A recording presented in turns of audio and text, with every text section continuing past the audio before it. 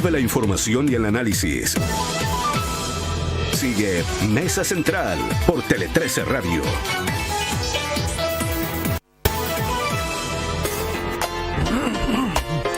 De regreso en esta edición de Mesa Central, 8 de la mañana con 42 minutos. Le damos la bienvenida a nuestros columnistas de día martes. Francisco Covarrubias, ¿cómo estás? Muy buenos días. Muy buenos días. Jorge Navarrete, ¿qué tal? Buenos días. Muy buenos días. Nos acompañará Quique Mujica desde las 9 de la mañana, pero entremos porque por Dios que hay tema. Tu joyita, Francisco. Oye, quería cambiar un poco de joyita de las cosas locales a propósito de tres cosas personales que me tocaron, pero que están relacionadas. Uno, leí el libro el fin de semana de Emilio Ocampo. Emilio Ocampo escribe un libro que se llama El mito de la industrialización argentina. Emilio Ocampo es a quien Milei designó supuestamente presidente del Banco Central para ir a cerrarlo. A propósito de eso, pero a propósito una cosa sencilla, digamos. sencilla, y a propósito de que ayer fui al seminario de Picton donde estaba Macri y habló algo de Argentina, fue bastante prudente para hablar de Argentina, pero habló de Argentina. Y a propósito de un viaje reciente que tuve, también quería comentar brevemente, como joyita o como lo que sea, lo que se nos viene en Argentina, porque la verdad es que es tan incierto lo que viene. Hoy día estuve revisando la encuesta anoche porque han salido una cantidad de encuestas en Argentina, a diferencia de Chile, deben tener unas 20 casas encuestadoras, por lo tanto es más difícil tener un barómetro como el caso chileno donde hay 2 o 3. Y la verdad es que hay de todo, es decir, algunos todavía piensan de que que Milei podría ganar en primera vuelta, aunque yo diría una cosa minoritaria, pero hay algunos que dicen que está en torno al 38%. Hay que acordarse que con el 40 y una diferencia de 10 puntos sale inmediatamente presidente. Hay otros que dicen que Patricia Bullrich viene creciendo y que podría alcanzar a Massa, y por lo tanto los tres escenarios posibles son un Milei que gana en primera vuelta, una segunda vuelta Milei Bullrich o una segunda vuelta Milei Massa. Bueno, eso es lo anecdótico, pero al final de cuentas lo que se está jugando en Argentina, y por eso ya hacía alusión a este libro que relata un poco lo que ha sido Argentina desde Perón en adelante, el año 43. Lo que se juega en Argentina es impresionante y está aquí al otro lado de la cordillera, es decir, se juega la continuidad de lo que ha sido una política desastrosa como ha sido el peronismo, afianzado por el kirchnerismo, el cambio conocido, como quien dice, de Bullrich, que es la continuación de Macri, o un cambio caudillista mesiánico que no sabemos hacia dónde puede llegar, pero que claramente es un giro en 180 grados de lo que es Argentina. Entonces, creo que es muy importante empezar a calentar esa elección, porque la verdad es que nada va a ser igual a partir de la próxima semana, y creo que nosotros, que tenemos una vinculación tan grande, afectiva, cultural, económica, política, creo que tenemos que estar muy atentos a lo que está pasando ahí. Pirincho, ¿comentario a la joyita de Francisco o prefieres seguir con No, tu...? estamos a pocos días de la elección. La verdad es que lo que se transformó en una expectativa y para algunos en una pesadilla puede transformarse en realidad, y es que efectivamente Milei gane las elecciones. En 3 escenarios respecto a los cuales a lo menos en 2 tiene una opción muy importante. Primero, como recordaba Francisco, la posibilidad de que gane en primera vuelta, que a diferencia de lo que ocurre en Chile, no es tan difícil en Argentina. Si es que uno alcanza el umbral del 40 y mantiene una diferencia de 10 puntos con quien inmediatamente lo sigue. La segunda posibilidad es que pase a segunda vuelta a Milei y Massa, y todas las encuestas indican, y con algo de razón, de que buena parte del electorado de Bullrich terminaría votando por Milei. Y el escenario más complejo para Milei, diría yo, es si pasa segunda vuelta con Bullrich, aunque claro, la arenga peronista incluso ha insinuado que votarían por Milei, y a este lo sacamos en 6 meses, me dijo una vez, claro, alguien. Es que yo creo que más allá de la arenga irracional y la irresponsabilidad que significa votar por alguien para tener en la cabeza que lo va a votar en 6 meses, es que lo cierto es que la gobernabilidad política argentina ha estado a prueba durante varios periodos. Tenemos todavía, los que somos un poco más viejos en la cabeza, la salida de la Rúa en helicóptero, y por lo ¿Viste la serie que te recomendé? Sí, la vi. ¿Cuál es, perdón? Que cuenta toda esa época. ¿Cómo se llama? Diciembre de 2001. Diciembre de 2001. Que cuenta justo lo que está diciendo Merín. Efectivamente. Y yo me acuerdo que nosotros estábamos muy atentos a esa campaña. Fue muy impresionante, por ejemplo, cuando de la Rúa empieza a hablar su campaña, las piezas audiovisuales a propósito de la corrupción. ¿Te acordáis? Sí, cuando se metía el sobre bajo la chaqueta. Fue buena tú que te has dedicado a las campañas políticas, esa fue buena. Cuando dices, soy un tipo fome. Reconocer, soy un tipo fome. Así es. Pero terminó muy mal. Y por lo tanto, la duda o la gran dificultad no es solo qué ocurre si gana Milei.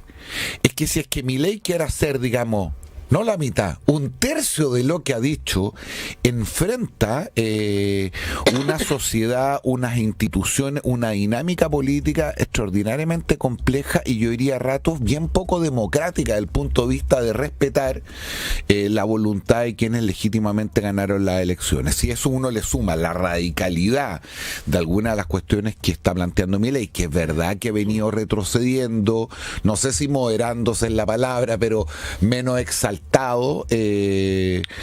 es difícil pensar en cómo es ese primer año de Milei. La única opción que tiene Milei en caso de que gane es un acuerdo amplio con Juntos por el Cambio, con quien las relaciones están muy trizadas, digamos, muy afectadas, pero porque hoy día Juntos por el Cambio tiene mayoría en la Cámara de Diputados y tiene un empate en el Senado, tiene 10 o 12 gobernadores, o sea, está en una situación bastante más cómoda de lo que le tocó a Macri cuando fue gobierno, que tenía minoría en todos lados, pero hoy día quedaron muy quebradas las relaciones y por lo tanto y tampoco su personalidad tiene esa capacidad, digamos, de abuenamiento, porque más bien al revés, más frontal, etcétera. Lo único que hay que tener en cuenta también, y esto no quiero sacar lecciones, digamos, llevar agua al molino que uno ideológico, que a uno le interesa, pero también tenemos que sacar alguna lección de lo que ha significado el desarrollo de Argentina en cuanto a que no hay país que exprese mejor una sociedad de derechos que Argentina. Y no hay país más que ha afectado más a sus habitantes, que ha empobrecido más a sus habitantes que Argentina. Es decir, hay que acordarse que Evita tiene la famosa frase de que donde vemos una necesidad, ahí nace un derecho. Ese es un gran cuadro que está en la Casa Rosada cuando uno entra. Es decir, en una sociedad de derechos, lleno de subsidios, con poder de los sindicatos, digamos, absolutamente excesivo, etcétera, y que sin embargo el país se ha empobrecido y hoy día tiene un 50% de pobreza, 150% de inflación, un dólar desatado. Mira, lo que significa ir a Argentina y cambiar plata. Se han transformado hoy día todas las personas en cambiadores de plata. Pero todos. Antes que sigamos la dolarización, yo tengo un cierto matiz. Entiendo cuál es el punto, pero no sé si la tragedia argentina es que sea una sociedad llena de derechos. Si uno pudiera identificar cuál ha sido el derrotero que ha llevado a Argentina a perder una posición de privilegio y ser uno de los países más ricos del mundo, probablemente uno podría identificar muchas cosas antes que en el contexto de una sociedad de derechos, o sí, probablemente generan mayores niveles de complejidad. El tema de la corrupción, que creo que ha sido una cuestión endémica y fundamental, la lógica en general de fuerza que se ejerce en el debate público, el cómo el sistema federal terminó bloqueando incluso en momentos importantes muchas políticas relevantes. Lo que básicamente quiero apuntar es que hay otras sociedades de derecho que funcionan extraordinariamente bien. No, sin duda, pero el problema es que las sociedades de derecho no hay una relación entre hay una relación cosa y la otra. ¿Qué es lo que ha significado la inflación en Argentina en los últimos 60 años?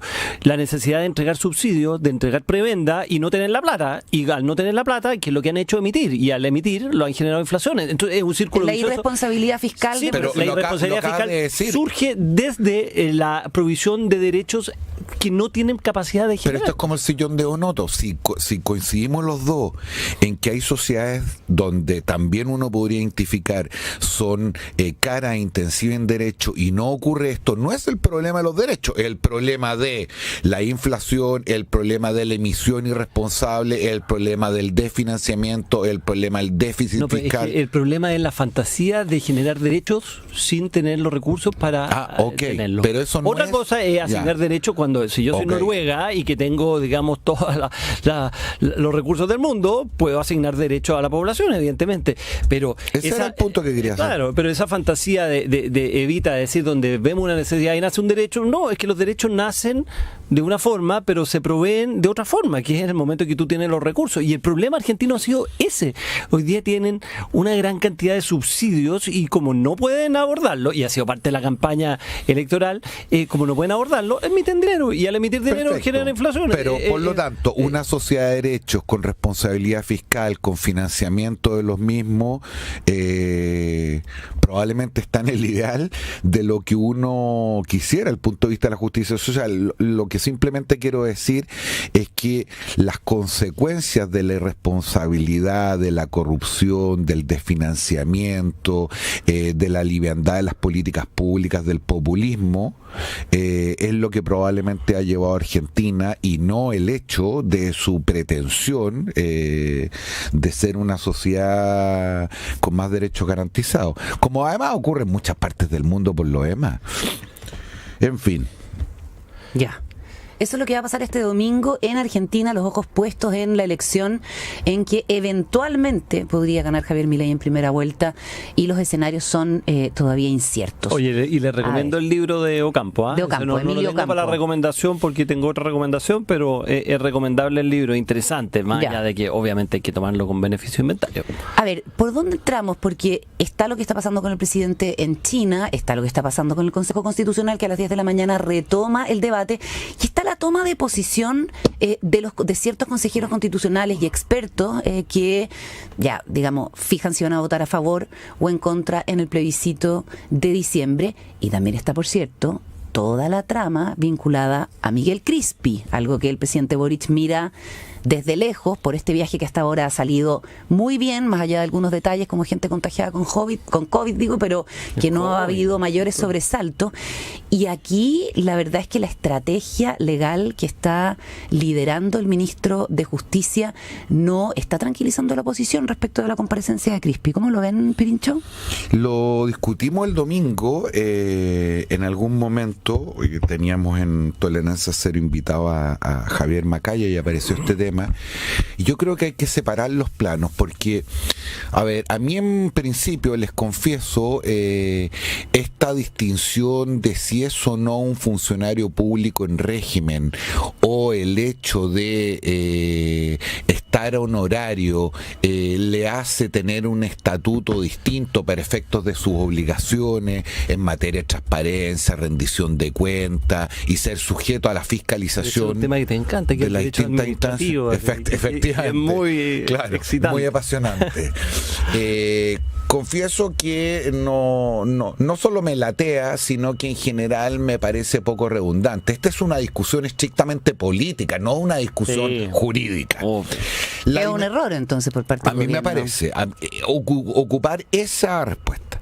Donde si hay una discusión jurídica y que me parece relevante es que recordemos que Miguel Crispi está querellado y está querellado por la oposición y justamente en virtud de esa querella es que va a tener que declarar como imputado. Claro, en esta querella que presentaron 2 diputados republicanos en Antofagasta, donde también está incluida la directora de presupuesto. La directora de presupuesto y me falta alguien más. Sí. Creo que son 3. Entonces, ahí hay una discusión distinta, porque lo que parece razonable es que alguien que tiene que concurrir a un tribunal y defenderse judicialmente en una materia tan delicada como la cuestión penal, no ventile, no se exponga en una instancia política de manera previa a hacer esa defensa. En el caso porque me da la impresión que han habido muchas veces comisiones investigadoras que han ido a la par de investigaciones judiciales. Así es, pero los protagonistas. Y Giorgio Jackson, perdona, Pirincho. Y Giorgio Jackson. Por protagonistas digo, aquellos que están siendo principalmente afectados, y esto ha sido una constante, siempre privilegian o parten por la defensa judicial. En este caso en particular, además, si la memoria no me falla, pero nos corregirán del WhatsApp colaborativo, entiendo que Miguel Crispi además entregó una declaración por escrito. Sí, lo refrendó hoy día la vocera Camila Vallejo desde China. Donde probablemente eso no satisface a los diputados, pero tampoco es que haya, ocupando la jerga jurídica, haya hecho uso de su derecho a guardar silencio. Entonces, creo que hay que distinguir la cuestión política y la cuestión jurídica. Ahora, el Contralor aparece muy diligentemente, con una rapidez y una oportunidad que no le vimos durante todo su mandato, en relación particularmente al caso Convenios, quiero decir, y hace un punto justamente razonable desde la perspectiva de quien representa una institución que controla la legalidad de los actos de la administración, y donde probablemente quizás el espacio político más complejo tiene que ver con esta suerte de controversia entre poderes, o dicho de otra manera, lo que expresa el ministro de Justicia representando al gobierno, que en algún sentido contraviene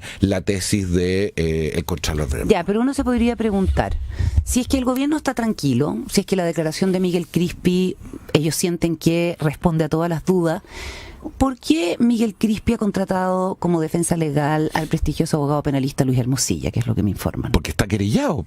Él es su representante en la querella sí, de, claro. de Antofagasta. Es decir, en Mosilla podremos discutir si es un buen o mal abogado, pero no un consejero político, es un abogado penalista. Pero y es un abogado que no es cualquier abogado. De acuerdo, pero es su abogado en la querella. Es decir, él está obligado, salvo que Crispi quiera acogerse a la Defensoría Pública, a contratar un abogado. Está perfecto. Pero, ¿cuál es el punto sensible? Lo que hizo Miguel Crispi como subsecretario de Desarrollo Regional al recomendar a la Fundación Procultura, a pesar de que tenía un giro nada que ver, para lo cual se la estaba convocando para darle financiamiento, o lo que complica verdaderamente a Miguel Crispi es el hecho de que como jefe de asesores del segundo piso se ha visto involucrado o ha sido mencionado en la trama que eventualmente podría involucrar al presidente Gabriel Boric por haberse enterado o no haberse enterado desde Revolución Democrática del escándalo de platas en la Fundación Democracia Viva. Ese es el problema central. Es decir, en las comisiones investigadoras es verdad que muchas veces hemos visto unos circos.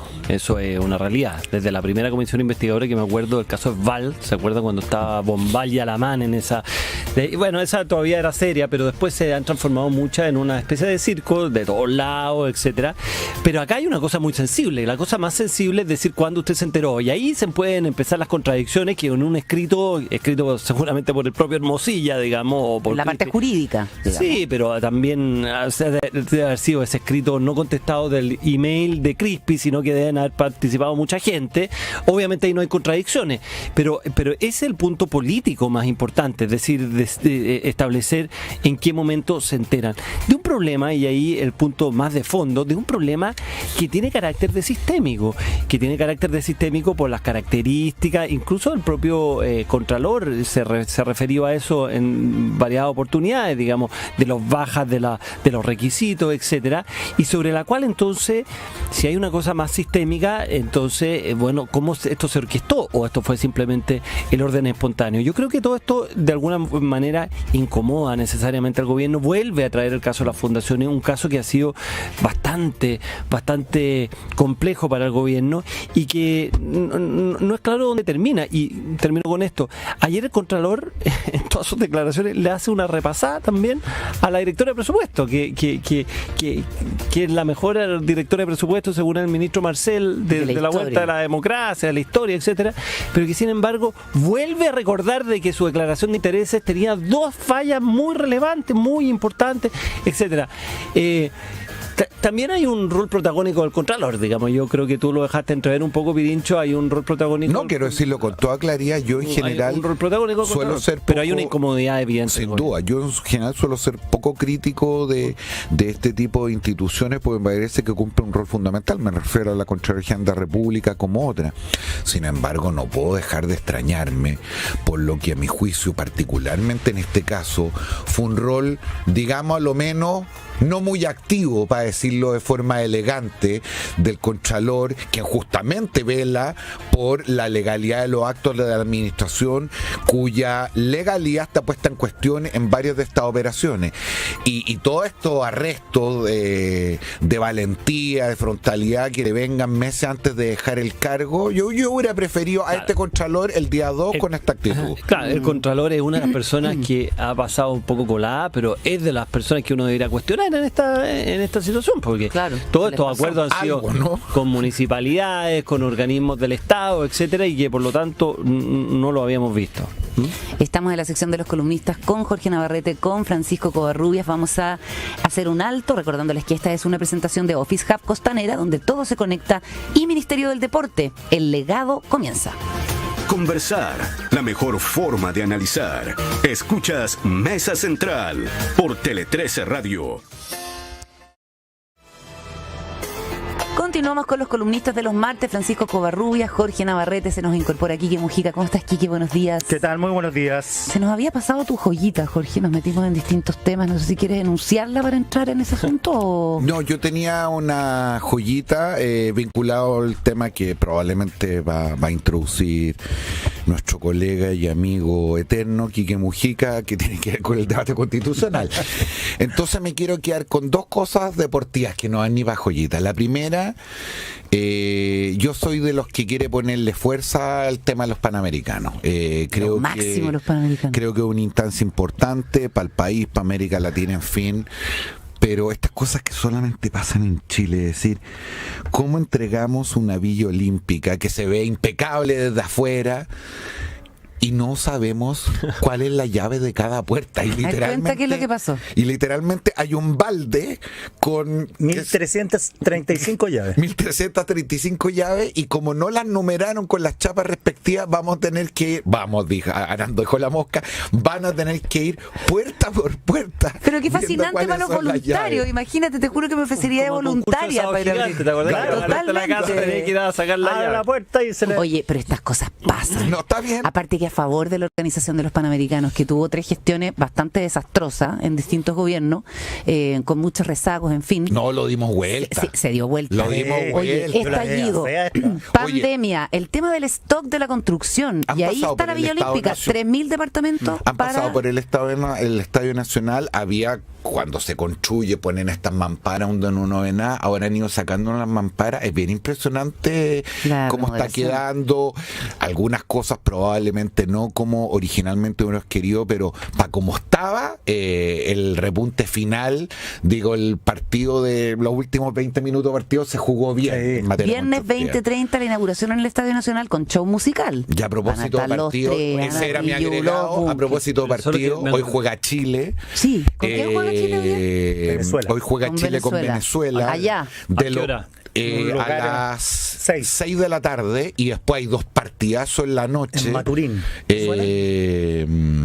Brasil-Uruguay, que ese va a ser un partido de thriller. Macondo. Y Argentina-Perú. Y Chile, que estábamos un poco cabizbajo, nos dio un aire con Perú la vez pasada, así que todo atento hoy día a las 6. Me acordé una cosa, las llaves. Tengo en mi casa, en mi escritorio, unas llaves, hace 5 años. Y no sabéis de qué son. Que uno no sabe qué hacer con ellas. No sé qué son, pero no me atrevo a botarlas, porque en algún momento me pueden servir. Y ya llevo 5 años con las llaves ahí, y digo, bueno, por si acaso en algún momento las necesito. Es como las pilas. Bueno, te cambiaste de caso entre medio. Claro, ahí está la llave. Aquí es distinto porque todos sí sabemos que vamos a necesitar esas 1.300 y tantas llaves, especialmente los deportistas. Un concurso con tiempo. Y hubo filtraciones de agua, y fíjate que movilizaban a 80 gaffiter para solucionar el problema contrarreloj. Está todo Y lo puesto ahí. solucionaron. 80 gaffetes trabajaron un día completo. Que supongo que no entraron a picar, que el clásico Las finas cuando uno llega a la terminaciones. casa. Ya. Que no hay nada que le Oye. guste más a los gaffetes que entrar a picar. Las joyitas deportivas de Pirincho. Y ahora vamos a lo que va a pasar Sí. en 45 minutos más. Quique, tú estuviste conversando con Alejandra Kraus. Sí, me dijo que va a votar en contra, 13 Alejandra Radio. Kraus, que la DC va a decidir el 5 de noviembre. Pero ya está decidido eso.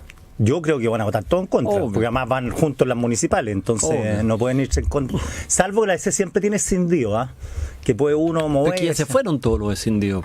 Claro, pero siempre Y puede los haber que se extendido fueron los más bien han dicho que van a votar a favor, contrario a lo que... ¿Lo han dicho ya todos? Es decir, yo le Han escuché... dejado entrever. Isidro Solís dijo que iba a votar a favor. Le escuché a Jimena Rincón, vi un video donde no lo dice expresamente, pero aboga por la necesidad de avanzar, por el hastío ciudadano, en fin.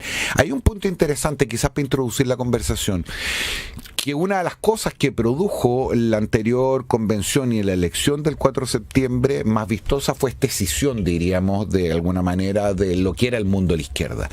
Y una expresión más socialdemócrata, más exconcertacionista. ¿Te puedo agregar una cosa a propósito de eso? Que esa misma decisión se vio en el primer plebiscito, donde una parte de la derecha Cruzó el Rubicón. cruzó para el otro lado y llamó a votar a prueba. De acuerdo. ¿Te acuerdas? Efectivamente, para el plebiscito de entrada, tienes Para el toda la plebiscito de razón. entrada. Entonces llevamos 2 plebiscitos en los cuales se han cruzado el río. En esa última decisión, estos sectores más moderados, que ahora tienen una institucionalidad, alguna con representación parlamentaria, otras sin, me refiero a amarillos, demócratas, llamaron a rechazar para reformar. Y pusieron mucho énfasis en que esto había que hacerlo bien y de buena manera.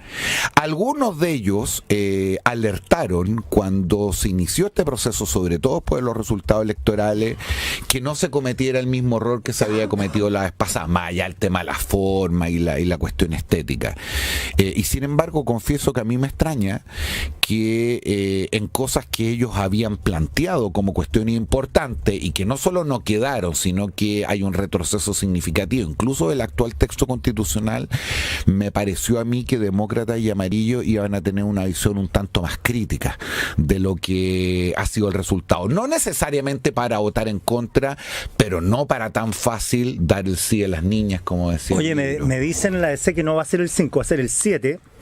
La Junta Nacional, me dice una persona de la DC, me dice... Que coincide con la entrega del texto. Claro, y va a ser un mero trámite. Vamos Sí. a votar en contra. A mí lo que me llama la atención es realmente ese dicho, yo lo he dicho ya varias veces en esta radio, pero ese dicho español que dice donde dije digo, ahora digo Diego. Esto es válido para todos los sectores. O sea, todos están diciendo lo contrario a lo que dijeron hace un año. Todos. Entonces ahora cuando desde los que llaman a votar en contra, tipo Alejandra Kraus, que dice, no, pero es que este texto no reúne a todas las sensibilidades como debe ser una constitución. Bueno, pero usted votó a prueba en la constitución anterior, donde era una cosa mucho más partisana que esta. Desde el lado de los que van a llamar a votar a favor. Bueno, es que aquí se ha expresado una mayoría que tenía ¿cómo se llama? La convención o el consejo. Entonces, derecho que le habían negado a los derecho que se le había negado a lo anterior. Entonces, esto ha sido realmente bastante patético en ese sentido. O sea, yo creo que Y no, y lo peor que si hay una tercera instancia, hipotéticamente, que no va a existir, tercera instancia, gana la izquierda por harto, van a hacer lo mismo. Ahora, van a hacer una constitución maximalista. Sí, va a ser igual. Nadie aprende la lección aquí. Nadie aprende la lección. Pero sí, yo creo que respecto a las encuestas, hoy día están no reflejando bien la realidad. ¿En qué sentido? La gente hasta ahora no tenía los clivajes claros de dónde se ubicaba. Es decir, yo me he encontrado con gente, sobre todo en el mundo de la derecha, que decía, oye, aquí me preguntaban a mí, digamos. Pero era gente que estaba dispuesta a votar en contra. Claro, en contra, porque no quiere cambiar la ¿Y cambiaron de constitución. opinión? Es que ahora si ven que a favor vota a la izquierda, entonces Claro. votó a la derecha es contra la izquierda. Si Jadwe vota en contra, yo tengo que votar a favor. Entonces me da la impresión que este rebaraje se va a producir en una semana, en 2 semanas. Yo creo que es muy difícil de que se dé vuelta o sea, que se revierta, digamos, la tendencia. Sigue ganando, en la encuesta, en la academia y la criteria, en la gente derecha sigue ganándolo en contra. Sí. Pero por poquito. Fíjate que el votante de José Antonio Cast está menos del 50%, creo que es un 40 y tantos por ciento, a como eso que va a voy. votar a Yo- favor si él se puede llama. mutar.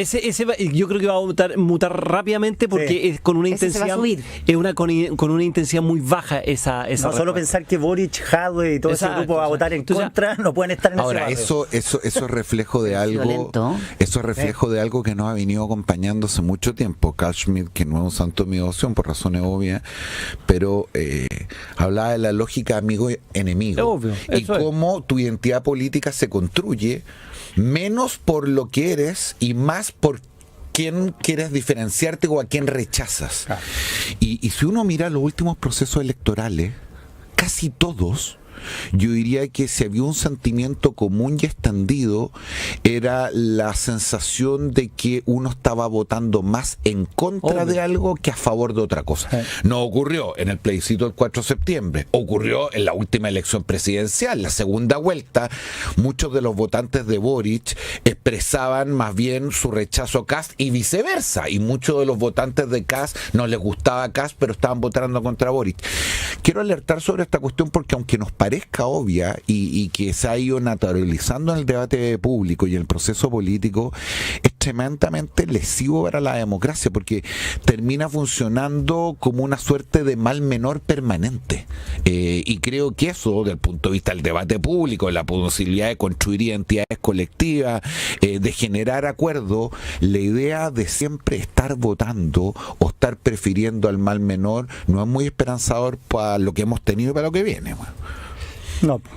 Yo creo que lo que va a venir ahora entonces esta lógica de ubicarse en cuál es mi enemigo y ahí ubicar mi voto, eso va a ocurrir en pocas semanas porque la verdad es que queda muy poco tiempo y nuevamente vamos a ver una elección dicotómica, cosa que yo creo que está muy lejos de lo que podríamos haber esperado como ideal de encontrar una, no sé, un cierto acuerdo más. Una que no una, como se decía. Una que no una, claro, es verdad que la derecha dice que la izquierda no estuvo dispuesta porque sabía que no tenía por dónde ganar.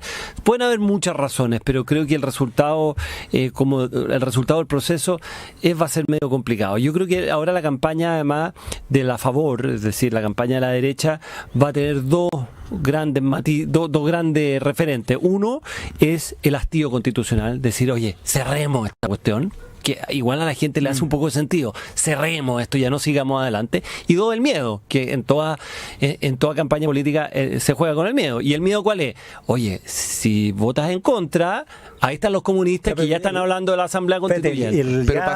Pero hastío más miedo va a ser... Ahora, ¿va a funcionar eso? No sé si va a ser funcionar. más preciso, a ver, yo creo que esas dos dimensiones van a estar, pero si tú me hicieras elegir cuál va a ser la dimensión fundamental de la campaña de la favor, tiene que ver con el clivaje del 4 de septiembre. Es decir, que esto es básicamente la oposición contra el oficialismo nuevamente. Claro, es que está implícito contra lo que el gobierno, está implícito contra lo que yo estaba la diciendo. izquierda. Sí. Y ahí nuevamente, por eso digo, es importante ver qué va a ocurrir con esa izquierda que se había escindido y había votado con la oposición el 4 de septiembre, donde no ha sido muy consistente, diría yo, consecuente en lo que ha venido expresando a lo menos Amarillo y Demócrata, pero hay todo otro mundo. El mundo. ¿Quién ha sido consecuente aquí? No, probablemente nadie. ¿Quién ha sido? Pero en este caso en particular, ya tempranamente, incluso con la votación, habían puesto ciertas alertas que han venido como cayendo o cediendo. La pregunta es, ¿qué pasa con el resto? ¿Qué pasa con gente que votó generalmente por la centroizquierda, que votó con la derecha la vez pasada en el rechazo? ¿Va a volver, va a mantenerse en esa coalición? Bueno, ¿Va es que a mantenerse? el grupo Una pregunta para ti. Tú. No, que yo te apruebo. Yo no soy parte Lo de lo califica escindido. dentro de eso, pero Claro. Bueno, pero digo, ¿pero qué votaría ahora? Fíjate que Pinche no lo siempre sé lo sacan todavía. No lo sé. Yo creo Que que votaste apruebo. en el plebiscito entraba voté apruebo y en el plebiscito salía voté apruebo. Claro, o sea, votó por la Constitución pasada. Efectivamente. Ya, y ahora, claro, te enfrentas al momento, o me alineo con todos los que van a votar en contra, que no sabemos cuántos son nada más porque cambia la votación. En el término de los eslogan, ayer estaba circulando en una convención, esta es la Constitución de la seguridad, eso le querían poner a la derecha, y la Constitución contra las mujeres, el oficialismo. Ahora, la derecha va a tener bastante financiamiento para la campaña, uno podría pensar, de cara al entusiasmo que se ha visto entre No sé, los pero círculos acuérdate que empresariales con el a favor. el financiamiento que existió encubierto a través de las fundaciones por la campaña anterior, estaba todo relacionado con el gobierno, no sirvió al final de cuentas. Eso es lo que se Así está investigando, Sí, claro. pero ella... Ya, pues esa plata no la tienen ahora. ¿Ah? Esa plata no la No, tienen. pero lo que te quiero decir que hoy... Igual que- las platas, que bueno. las platas ayudan, pero no deciden. ¿Ah? ¿No? La pla- ¿Tú crees que no, ayudan, pero no deciden. Y finalmente la pregunta es qué le va a hacer sentido a la gente. Entonces... no- Pero a no es propósito claro. de la pregunta del Quique, yo creo que la mayor honestidad política significa, por ejemplo, para alguien de mi mundo, Claro. hacerse la siguiente pregunta. ¿Es este texto constitucional, el que se va a aprobar, mejor o peor que la actual constitución? Esa es El la primera. 2005. Claro. La Porque vigente. que la del 80, Que la este texto actual. es mejor. La Que la vigente. actual, Que la que la actual. vigente. Claro. Ok, esa es la primera pregunta que uno se tiene que hacer.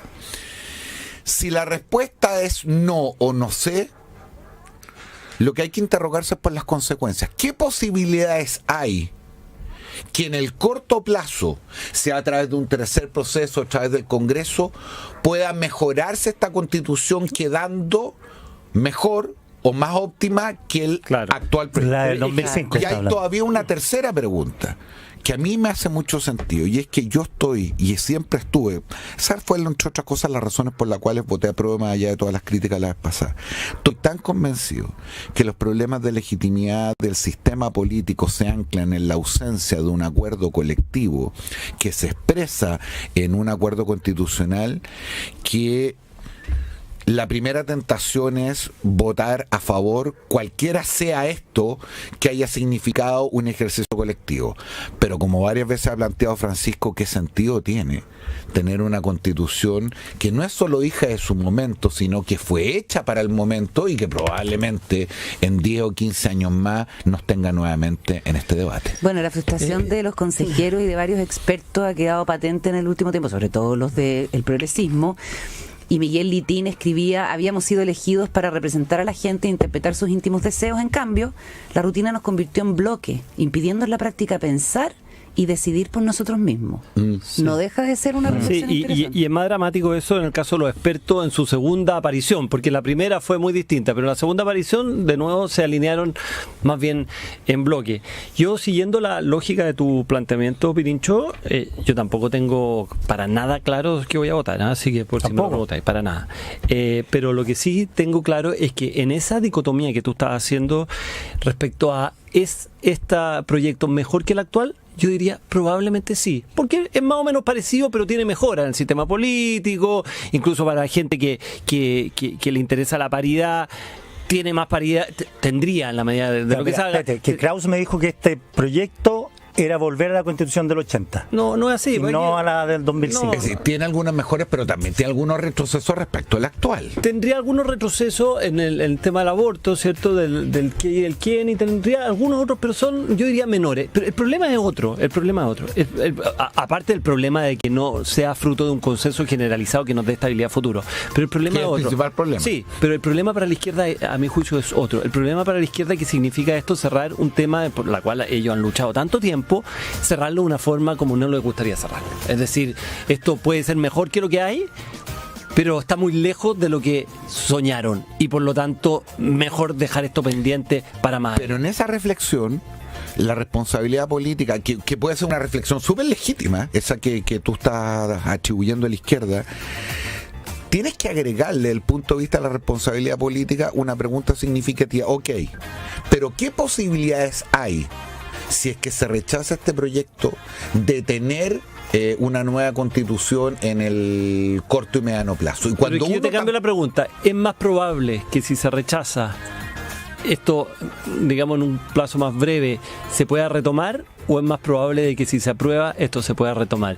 Y yo creo que en ese cálculo la izquierda dice, no, es más probable que si se rechaza, a lo mejor no este año, a lo mejor no el próximo, pero en 5, en 7, en 8. Lo que pasa es que lo que simbólicamente jodió para la izquierda, y lo hemos dicho otras veces, es decir, una constitución, vamos a decir, igual o más conservadora que la actual, legitimada democráticamente por los votos y firmada por el presidente más de izquierda de los últimos 50 años. Ese es el tema, a eso voy. Es decir, no, si yo estuviera en la moneda, me valería la guata. Pues. Ahora, pero espérate, teniendo la Constitución, la Convención en un lado, el texto de la convención, en un lado, que fue rechazado, teniendo en el otro extremo el texto de ahora, republicanos por un lado, lista del pueblo. ¿Qué queda al medio? ¿Queda la constitución del 2005 al medio, no?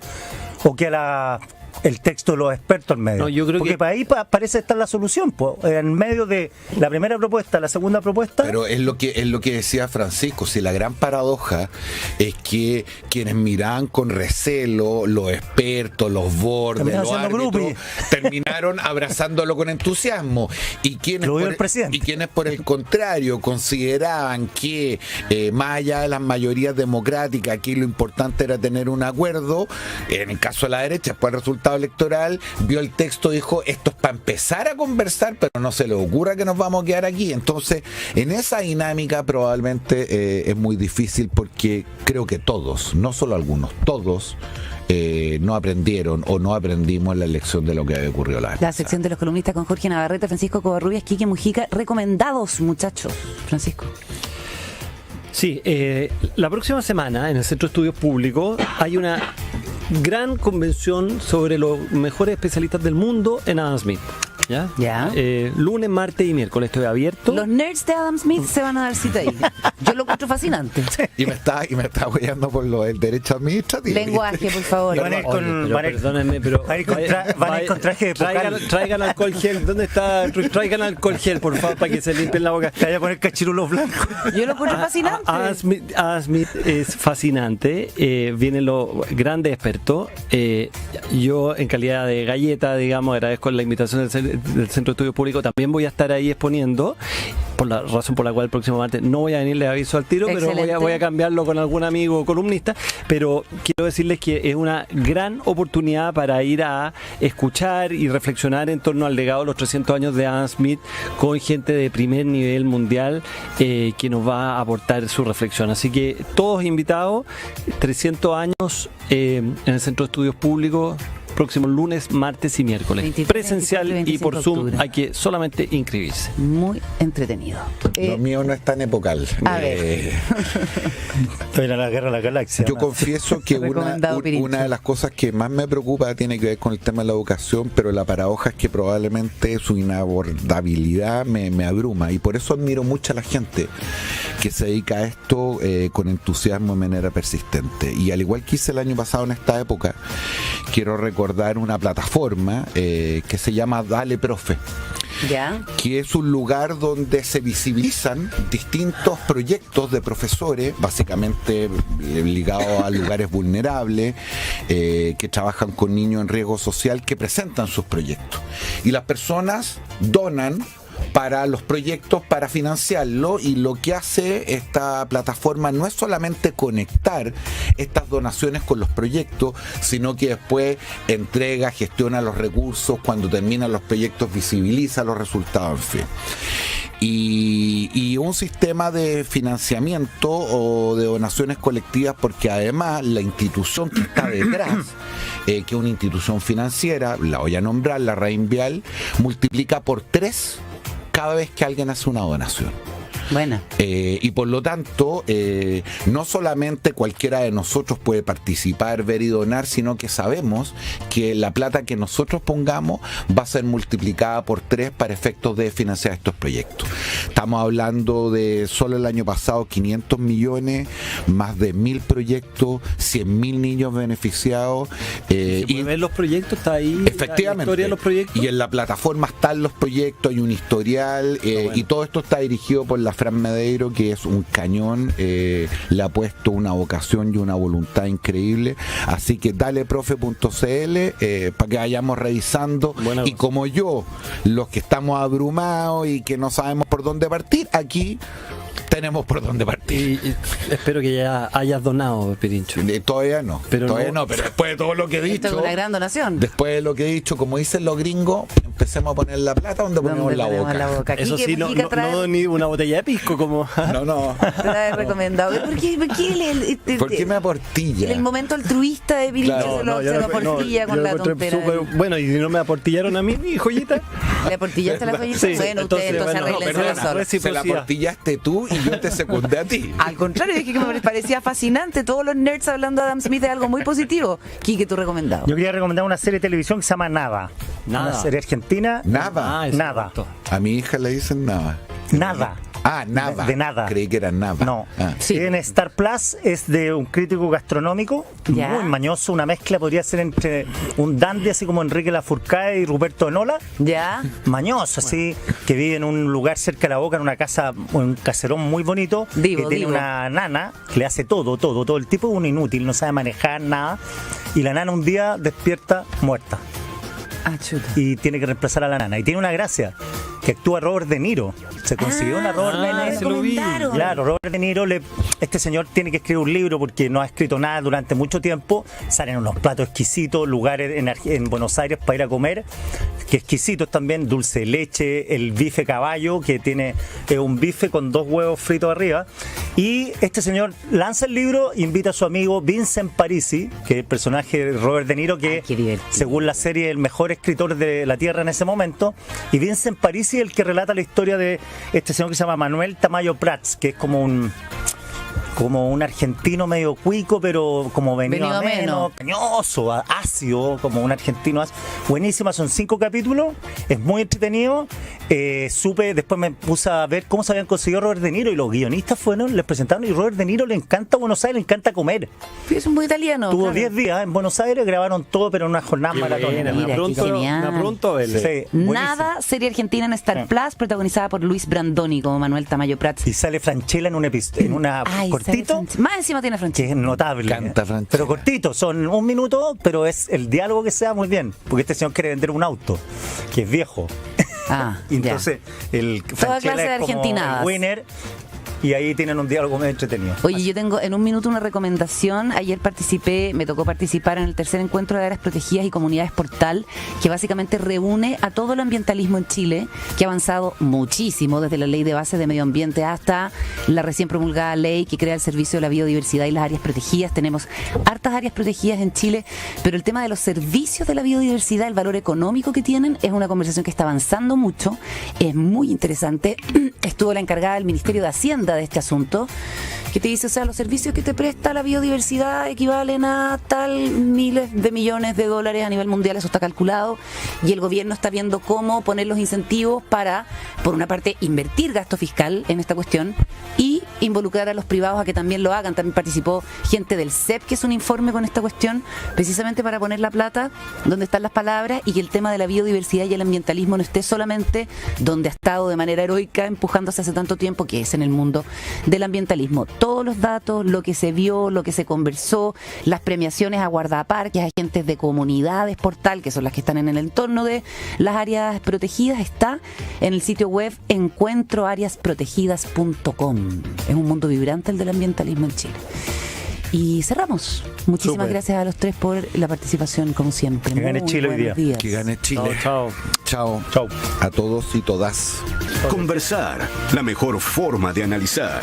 Escuchas Mesa Central por Tele 13 Radio.